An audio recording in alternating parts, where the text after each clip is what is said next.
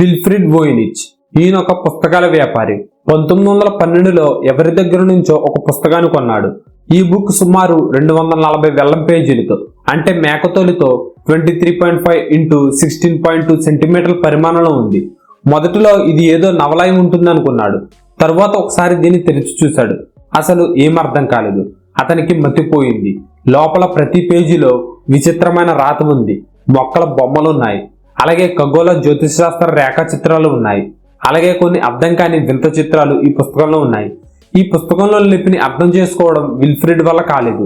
కాలక్రమంలో దీని గురించి కొంతమందికి తెలిసింది.